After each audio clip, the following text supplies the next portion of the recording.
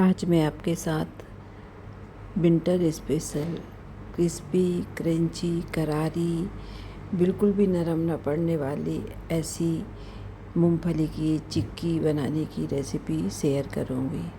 तो पहले हमने यहाँ पर 1 कटोरी मूंगफली ले ली है और इन्हें हम ड्राई रोस्ट करेंगे। ये 5 से 6 मिनट में बहुत अच्छे से रोस्ट हो जाएंगी। इसके बाद इन्हें थोड़ी देर ठंडा करने के बाद हम एक टॉवल में ले लेंगे, किचन टॉवल में, और फिर इसे हल्के हाथों से इस तरह से मैश करेंगे। बहुत ज़्यादा गर्म नहीं, ठंडा होने के बाद ही हम इस तरह से इन्हें रगड़ देंगे, जिससे कि इनका छिलका अलग हो जाएगा। और एक छन्नी से डालकर इस तरह से इन्हें हम साफ़ कर लेंगे और ये छिलका को अलग कर। तो यहाँ पर मैंने मूंगफली को छिलके से अलग कर लिया है। देखिए, सारी मूंगफली बहुत अच्छे से कवर निकल गए हैं इनके, और जो बची थी वो भी मैंने दोबारा से छना दी हैं और ये इस तरह से निकल कर तैयार हो गई हैं। तो बिना ज़्यादा मेहनत के बहुत ही आसान तरीके से हमने मूंगफली को भून लिया और उनका छिलका भी हटा दिया है। अब जिस कटोरी से हमने मूंगफली ली थी उसी से हमने यहाँ पर गुड़ को भी क्रैश करके रख लिया था। क्रैश करने से ये आसानी से गल जाता है। तो यहाँ पर मैंने 2 टेबल स्पून इसमें पानी डाल दिया है और अब हम इसे चलाते हुए मेल्ट करेंगे। तो ये जल्दी से मेल्ट हो जाएगा कम समय में।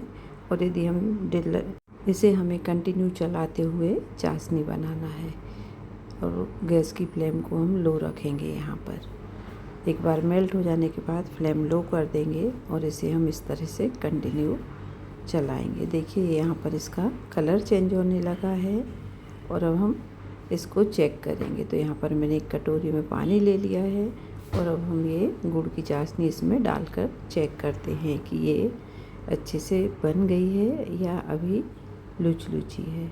तो देखिए, अभी बिल्कुल भी नहीं बनी है, ये हाथों से चिपक रही है। तो इससे ये अभी हम थोड़ी देर और चलाएंगे। तो यहाँ पर मैंने आधी टीस्पून इसमें घी डाल दिया था, जिससे कि खस्ता बने। और अब हम इसे चलाते हुए 2 मिनट और हो गए हैं। फिर से एक बार पानी में डालकर चेक करेंगे, और जब तक ये अच्छे से कड़क चाशनी ना हो जाए तब तक हम इसे चलाएंगे। तो यहाँ पर मैंने 1 पिंच इसमें खाने वाला सोडा डाल दिया है, इससे ये बहुत ही सॉफ्ट बनकर तैयार हो गई। तो देखिए, सोडा डालते ही गुड़ का कलर भी चेंज हो गया है, बिल्कुल हल्का हो गया है गुड़। तो ये भी आप ज़रूर से डालें। गैस की फ्लेम को लो रखना है और इसे हमें कंटिन्यू चलाना है।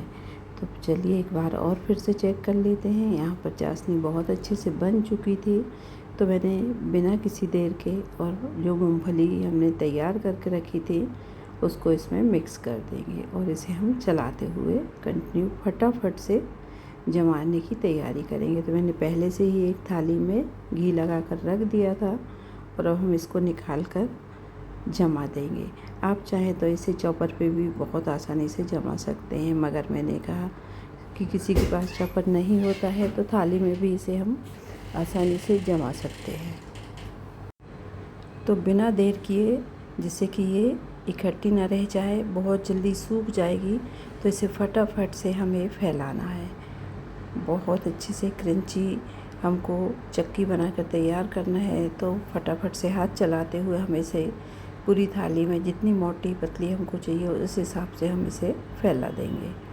यदि ये एक बार सूख जाएगी तो फिर ये फैलेगी नहीं और इकट्ठी मोटी रह जाएगी। तो इसे कंटिन्यू इस तरह से गरम गरम में ही हम फैला के अच्छे से जमा देंगे, जितनी भी हमको मोटी चाहिए।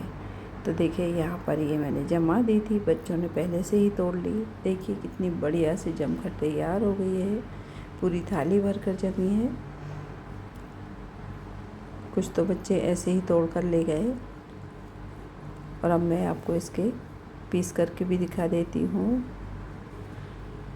आप चाहें तो इसे गरम गरम में भी चाकू से निशान लगाकर छोड़ दें तो ये और आसानी से टूट जाएगी, मगर मुझे छोटे बड़े सभी तरह के पीस करने थे, इसलिए मैंने इसे पहले से चाकू से निशान नहीं लगाए थे। मगर आप गरम गरम में ही एक ही साइज़ के इसमें पहले से निशान लगा सकते। तो इस तरह से एक बार बनाएं और महीनों खाएं। कड़क चिक्की।